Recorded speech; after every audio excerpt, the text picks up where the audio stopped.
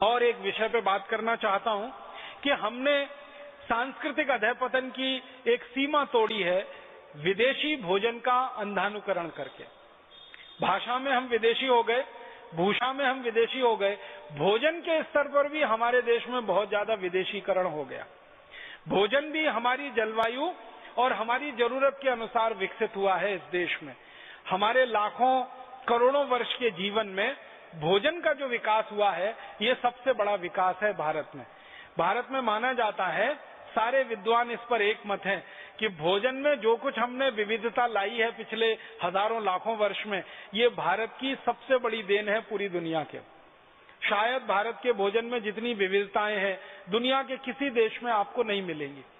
आप जानते हैं गेहूं भारत में भी पैदा होता है, गेहूं ब्रिटेन में भी पैदा होता है, गेहूं कनाडा में भी पैदा होता है, गेहूं अमेरिका में भी पैदा होता है, यूरोप के और भी कई देशों में गेहूं पैदा होता है। गेहूं एक ही तरह की फसल है, वो भारत में भी है, यूरोप के कई देशों में और अमेरिका में भी है।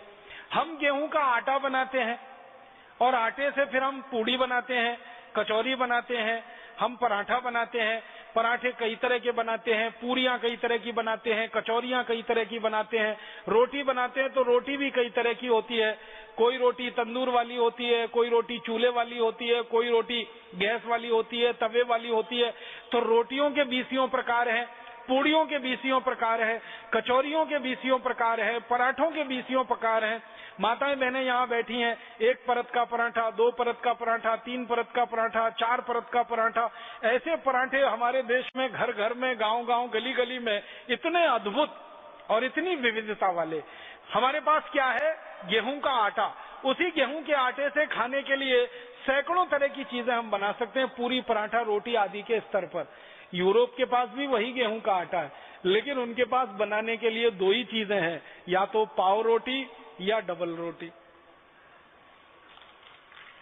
2 ही चीजें हैं उनके पास। और उसको 2 भी क्यों कहें, एक ही चीज है। पाव रोटी, डबल रोटी एक ही तरीके से बनते ही है, बहुत मामूली सा अंतर है। तो वो गेहूं पैदा करते हैं, गेहूं को पैदा करके आटा बनाते हैं, उस आटे से पाव रोटी, डबल रोटी के अलावा तीसरी रोटी बना ही नहीं सकते वो। हमारे यहाँ सैकड़ों किस्म की रोटियां, पूरियां, कचौरियां हम बनाते हैं। अब भारतवासियों का ये दुर्भाग्य है कि जिस भारत देश में हजारों साल से सैकड़ों किस्म के गेहूं के आटे से बनने वाले व्यंजन रहे हों, वो भारतवासी सवेरे से शाम तक पाव रोटी और डबल रोटी खाते। वो pizza, burger, hot dog, cold dog, इन्हीं नामों पे हैं सब वो पाव रोटी और डबल रोटी। पिज्जा कह लो, बर्गर कह लो, उसको बीच में से काट के सलाद भर लो या सलाद के बीच में उसको लगा के खा लो, बात तो एक ही है। तो आप देखो कि कितने नीचे हम आए, कितना पतन हमारा हुआ। सैकड़ों किस्म के व्यंजन जो हम गेहूं के आटे से बना सकते हो, उस देश के लोग पाव रोटी, डबल रोटी, पिज्जा, बर्गर खाने में फंस जाएं, तो ये भी हमारे सांस्कृतिक अधःपतन की ही निशानी है, या बल्कि मूर्खता की निशानी। मूर्खता इसमें पता है क्या है? कोई भी पाव रोटी और डबल रोटी जो आप खाते हैं ताजा नहीं होती। ताजा होती तो वो बनती ही नहीं, वो तो बासी ही होती है। वो 1 दिन बासी हो सकती है, 2 दिन हो सकती है, 10 दिन हो सकती है, 15 दिन हो सकती है। यूरोप और अमेरिका में तो 3-3 महीने पुरानी बासी पाव रोटी, डबल रोटी मिलती है और लोग उन्हीं को खा के अपना जीवन चलाते हैं, गुजारा करते हैं। अब हमने उनकी नकल करके हमारे घरों में वो बासी डबल रोटी लाना और खाना शुरू कर दिया। गेहूं के आटे के बारे में विज्ञान ये कहता है कि इस आटे को गीला होने के 48वें मिनट के अंदर इसका रोटी बन जाना चाहिए और रोटी बनने के 48 मिनट के अंदर इसको खा लिया जाना चाहिए। लेकिन पाव रोटी और डबल रोटी का अगर कहानी सुनना और गिनना शुरू करेंगे तो वो तो 10-20 दिन पुराना होता है। उसको खराब कर करके हम खा रहे हैं और फिर बड़ा शान महसूस करते हैं, अपने आप को बड़ा स्मार्ट महसूस करते हैं। हम पाव रोटी खाते हैं, डबल रोटी खाते हैं, स्मार्टनेस मानते हैं इसमें। अब ये सुपर इडियोसिटी है या स्मार्टनेस है, इसको तय करने की अभी जरूरत है। पढ़े लिखे घरों में, खासकर अंग्रेजी वाले घरों में, इस तरह के भोजन का इतना तेजी से प्रवेश हुआ है कि भारत का विविधतापूर्ण व्यंजन अब उनके घरों से गायब हो गए हैं, बाहर हो गए। अगर आप ईमानदारी से एक काम करें, हम में से कोई भी ये काम करे, जिस दिन हमारा जन्म हुआ और जिस दिन हमारी मृत्यु हो, ये सारे दिन हम गिन लें, उतने दिन हम नए नए व्यंजन बना के भारत में खा सकते हैं। इतनी विविधता इस देश में हजारों साल से उपलब्ध रही है। अब उस भारत में गिने चुने 2-4 व्यंजन जो अंग्रेजियत वाले हैं वो हमारे घरों में घुस गए। व्यंजन घुस गए, डबल रोटी, पाव रोटी, उसके साथ बिस्किट आ गया। जिस देश में ताजा रोटी बनती हो, ताजा भाकरी बनती हो, ज्वार की भाकरी बनती हो, बाजरे की बनती हो, मक्के की बनती हो, तीनों की मिलाकर बनती हो, उस देश के लोग बिस्किट खाने लगे, उस देश के लोग डबल रोटी और पाव रोटी खाने लगे। तो इससे ज्यादा शर्मनाक और कुछ हो नहीं सकता। तो भोजन के स्तर पर इतनी ज्यादा गिरावट हम में आ गई है। और इससे भी बड़ी एक गिरावट हम में आई है। हम भारत में इतने अद्भुत देश में रहते हैं जिसकी कल्पना किसी देश को नहीं हो सकती। हम भारत में ऐसे स्थानों पर रहते हैं जहां हमको ताजा सब्जी सुबह और शाम दोनों समय उपलब्ध होती है। भारत के किसी भी राज्य में आप रहते हो, ताजा टमाटर, ताजा मटर, ताजा गाजर, ताजा मूली, ताजा पालक, ताजा मेथी, ताजा बैंगन, ये सारी सब्जियां ताजी की ताजी सुबह भी मिलती हैं, शाम को भी मिलती हैं। और आपके घर तक आकर कोई देके जाता है।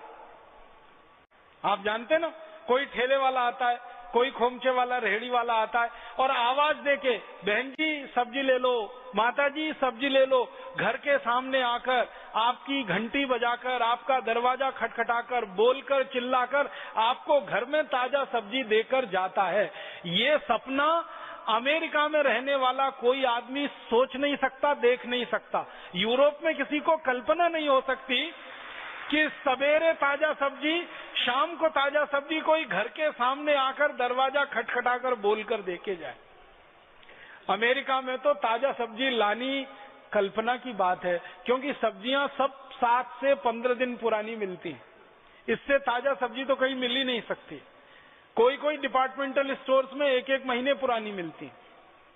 और सब्जी लानी हो तो 20-25 मील से लेकर 100, 150, 200 मील तक कार चला के जाना पड़ता है, तब थोड़ी सी सब्जी आप ला सकते हैं।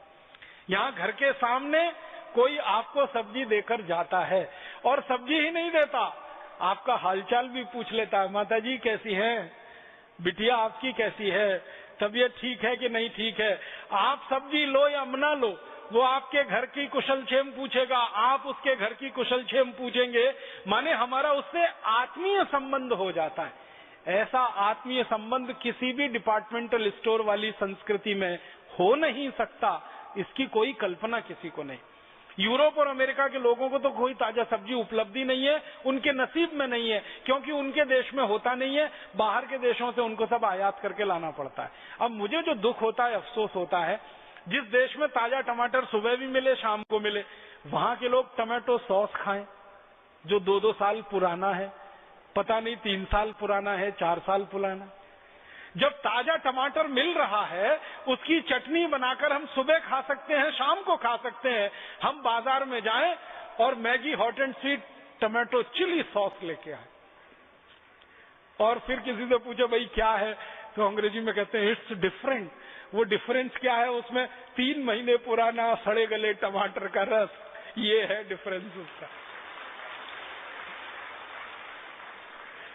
ताजा टमाटर हम खरीदें 8-10 रुपए किलो मिले, और टमाटो चिली सॉस खरीदें 200 रुपए किलो मिले, ये डिफरेंस है उसका।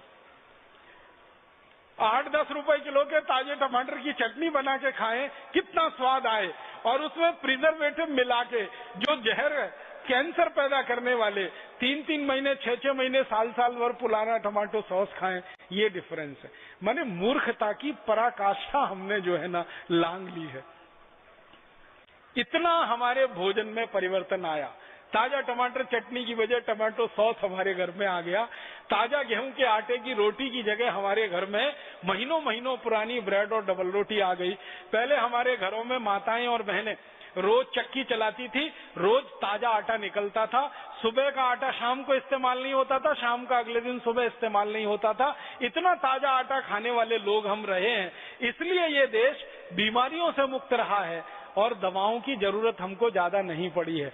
जब से हमने आटा सड़ा गला खाना शुरू किया है, महीनों महीनों पुराना आटे की बनाई हुई चीजें खाना शुरू की हैं, और महीनों महीनों पुराने टमाटर का सॉस खाना शुरू किया है, हमारी बीमारियां बढ़ी हैं और चिकित्सा का खर्चा बढ़ा है। घर का बजट तो बढ़ा ही है, बीमारियों का भी बजट बढ़ा है और खर्चा उसकी